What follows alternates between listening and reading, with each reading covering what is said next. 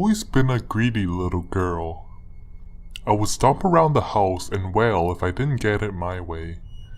Oftentimes, my perfect golden curls would slip from their ribbons from how hard I would throw my little body around. I was told this because I was the baby of the family, but deep down I knew it was because I was born with greed in my heart. My greed would often get me into trouble. I'd steal things I wanted in school and hardly ever felt remorse, even when caught red-handed. At first, it was small things like a snack pudding or a shiny holographic pen. Eventually, things progressed as they tend to do, and I started stealing CD players, money, and whatever else was valuable enough to catch my eye. It was the last day of 6th grade when I stole the item that would later ruin my life. I remember the day so clearly. I was just turned 12 and my parents had refused to buy me a parrot. Now I know what you are thinking, and no, this isn't a real parrot. The parrot was a small recording device that could record your normal voice. Then, when played back, it could distort it. You could sound older, younger, and all sorts of other things. It was a Wednesday, and the last day of school, as I had mentioned.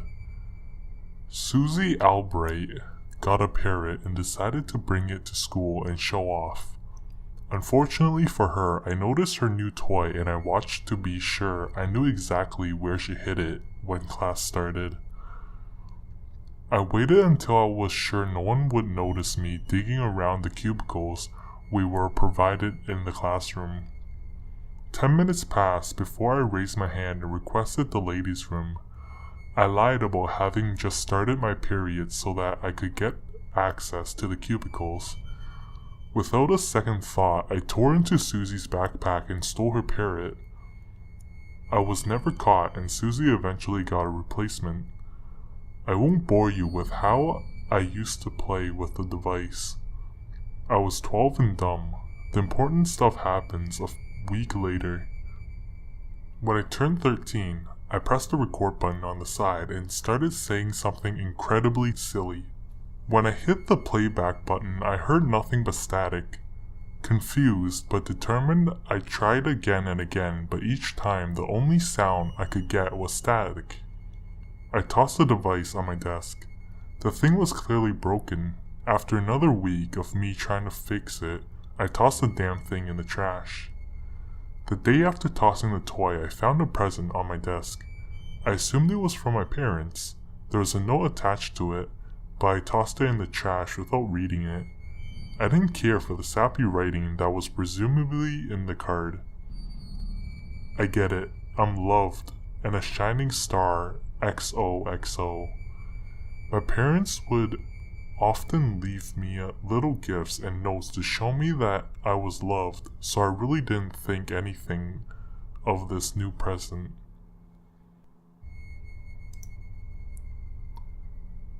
I tore at the wrapping and discarded that as well. What I found left me disgusted. I just knew it was the same parrot I had tossed in the bin a day ago. I stared at the device and suddenly knew that I had to press the playback button. Perhaps the device was fixed. My parents must have seen me toss the item and fixed it for me. My dad was pretty handy with electronics, so eagerly I recorded myself saying, "I'm Godzilla and I'm going to eat you up." Eagerly I pressed the playback button, hoping to hear my words repeated in a random silly voice. What I heard chilled me to the bone. Greedy girl, I'm coming for you." The voice was distorted, but the message was clear. This was not a gift for me. I tossed the device in the nearest bin and slept with my door locked for the night. My parents never mentioned the gift, and I never dared bring it up to them. After school, I raced to my locker in hopes of making a hasty retreat back home. When I opened my locker, I saw a small wrapped gift. I tore at the wrapping paper as my greed once again outweighed any rational thought. What I got was that goddamn parrot. I could feel the sweat drip down my nose as I pressed the playback button. Greedy girl, I'm so close now. I screamed and threw the device against the concrete wall ahead of me, breaking it into a million shitty little pieces. I was done with this prank. It wasn't funny anymore. It was even less funny when I found the device taped back together and sitting on my desk that same day when I returned home. It wasn't possible. The thing had just shattered into a million pieces. I sat on my bed staring at the device that I now held in my hands. I almost didn't press the play. Almost. The voice rang out much clearer now than when the device had first appeared. As soon as I hit the button, I felt my hands on my legs. And then I felt the carpet burn my face as I disappeared into the darkness beneath my bed. Greedy girl, don't scream.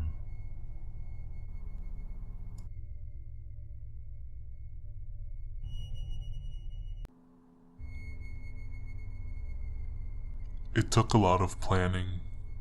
I'm pretty particular, maybe neurotic. I definitely didn't want to be caught. Unpleasantly, I was living with my mother when this all happened. I had no car and no job. I was also living in a small town, so while it seemed a challenge, the urge to do it kept getting stronger and stronger. I'd spend my nights in bed thinking about it, perfecting my plan.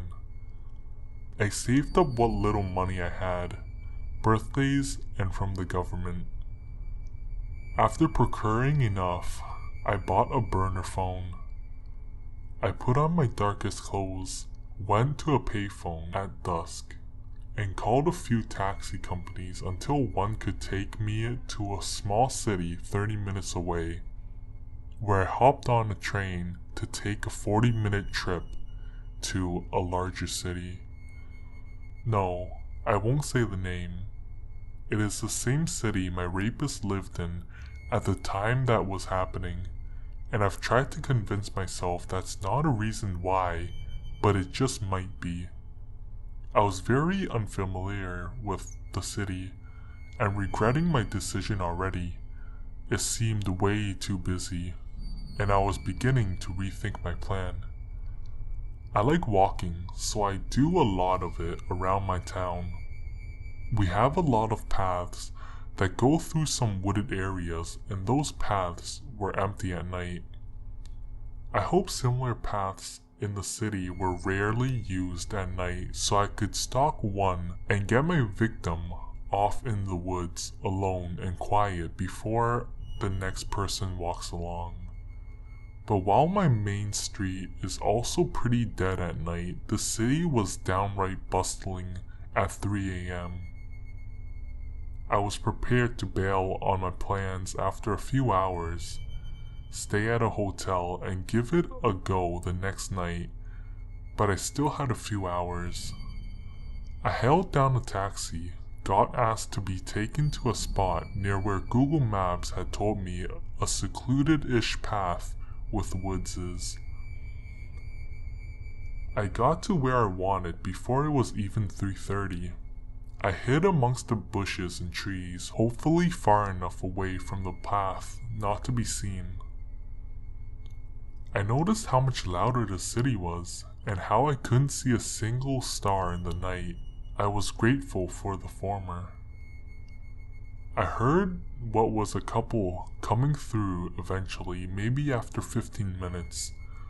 I didn't want to deal with that, so I froze and stayed low. They didn't even have flashlights, so I was fine. When they were gone, I started to second guess my plans though.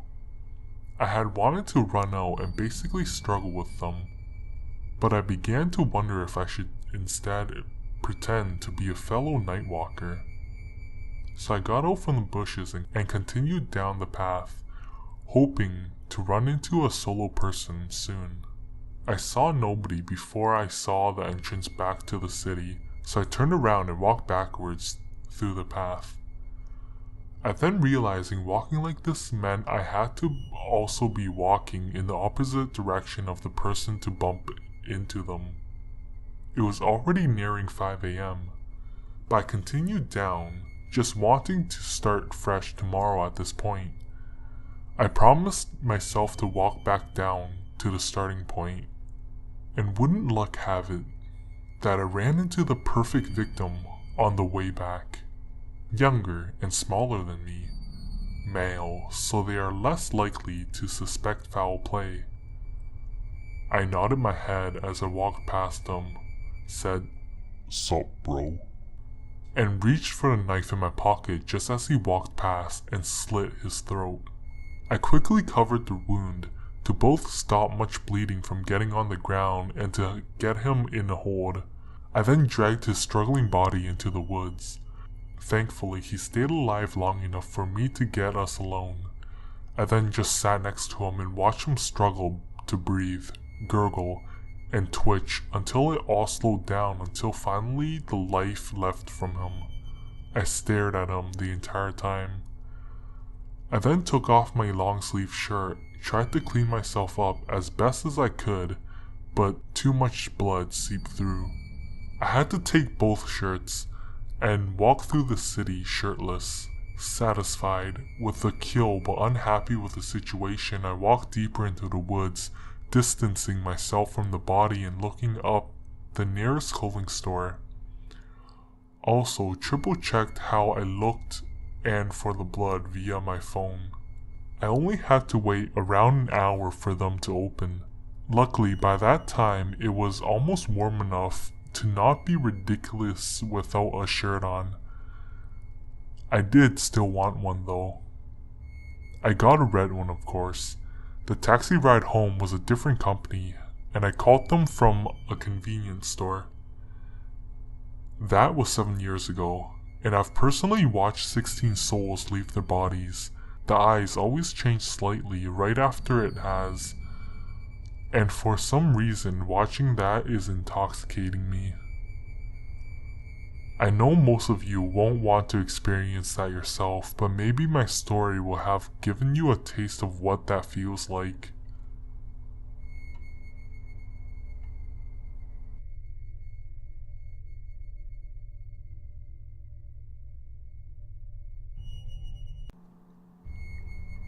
Hey there, whoever you are. No, my life is not in danger, but it was. It all started after I moved from my family's condo in Detroit to an even smaller condo in southern Michigan called Saugatuck, a fine little place. After settling down, I needed a source of income to sustain myself. After 3 days, I finally got a job as a cashier at a Shell near my condo. After each shift, I would walk home to my small place and order a pizza to collect after it had been cooked. This was my routine for 2 weeks until things took a strange turn. I ordered the usual at the pizzeria, but I was met with a new, younger voice which I had never heard before. He answered and asked me, "The usual? No problem. It'll be there in less than 5 minutes." It felt a bit strange and my mind was pondering on whether to cancel the order or to wait it out, but sure enough, the man showed up within 5 minutes. He was a lanky fellow. I checked out the pizza to make sure before I paid him, and to my surprise, the order was exactly what I had ordered last night. So I got my wallet out and attempted to give him a tip, but he declined, saying that he didn't need it and was just working at the pizzeria to get out of the house and meet new people. This routine becomes the norm for me for 3 months. I would order the same pizza and the exact same delivery boy would come by at the exact same spot and time. It became an inside joke between us since he knew our routine so well, and we both needed. It was ironic though. We knew our routine so well, yet so little words would be said when we faced each other. Inevitably, I grew tired of eating the exact same thing every night, so the next night, on my way home, instead of going home and ordering my pizza, I passed by the pizzeria and tried something new. I went to a small diner that was across this pizzeria and really enjoyed myself there, but as I left the diner, I saw the delivery boy mount his bike and drive away. I arrived home later than usual and saw a note left on my front door that said, "Missed you. You can pay me tomorrow." I didn't even call the pizzeria that night. That alone was enough to creep me out for the rest of the night. In response, I called the pizzeria, but the man's voice I was used to wasn't there. It was a woman who answered. So I asked for the manager. When he came on the line, I asked him about what I had found and he sounded confused. I told him about my routine with the exact same delivery boy who was stopping by, and I assured him that it was the same one who left the note. Then the manager told me something. "Sir, we don't deliver."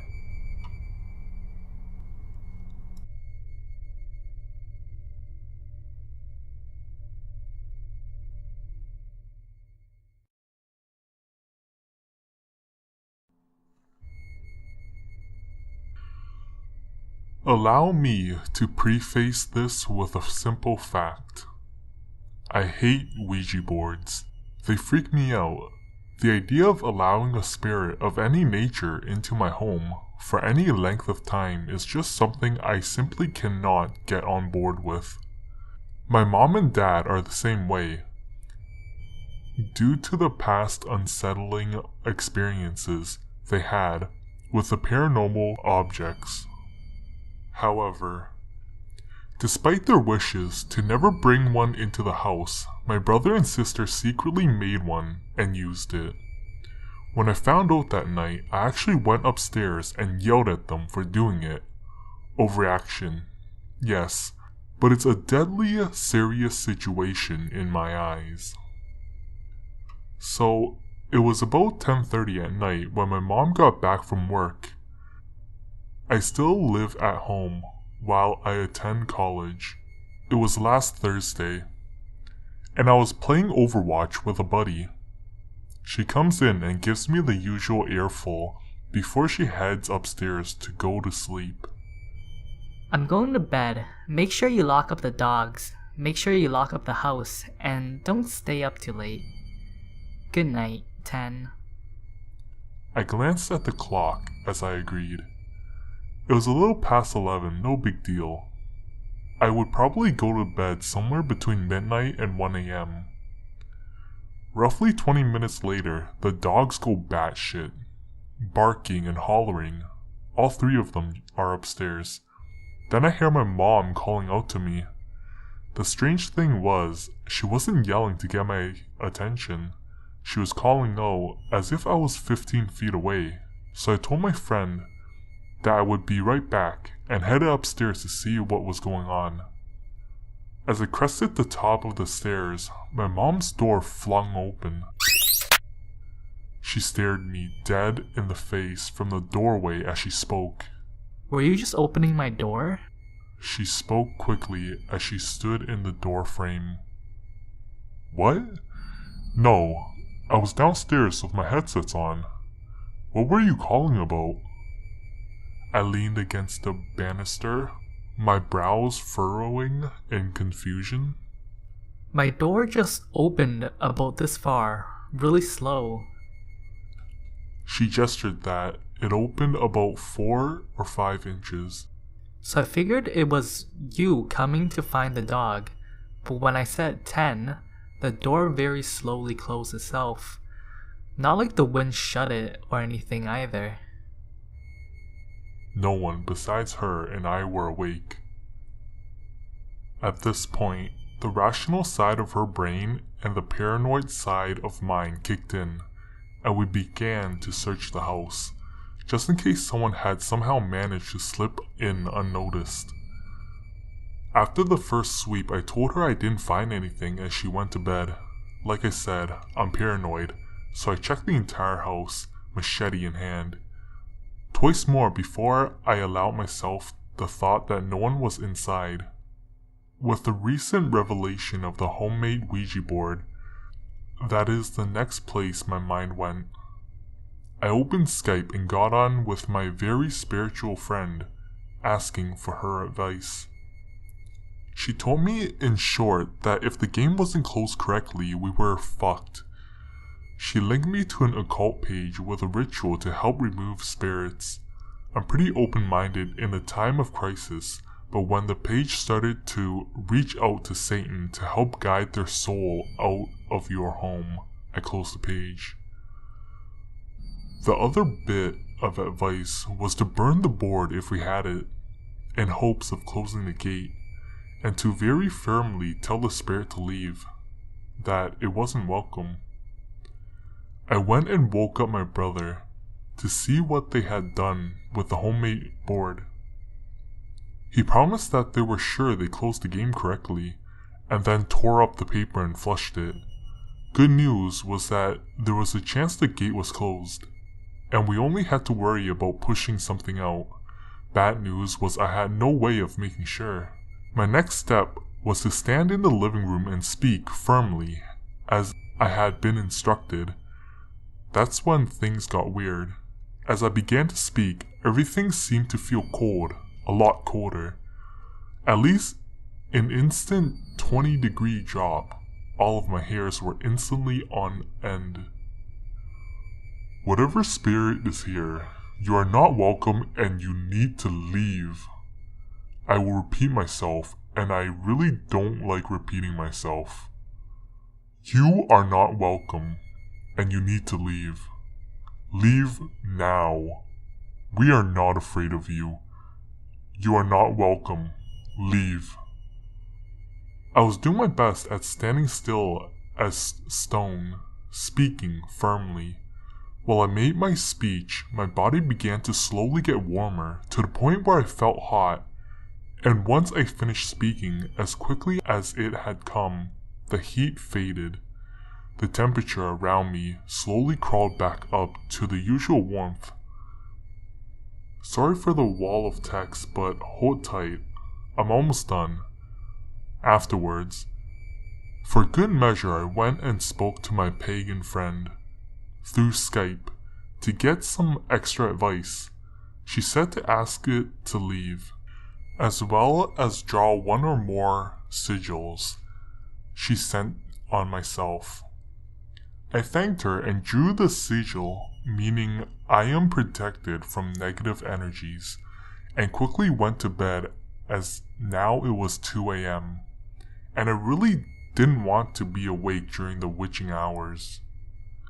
In case you didn't know, the witching hours is 3 to 4 a.m. and is when spirits are said to be the most active, because the layer separating our world from theirs is the thinnest at that time. That night went fine. The next night I spent at a friend's house.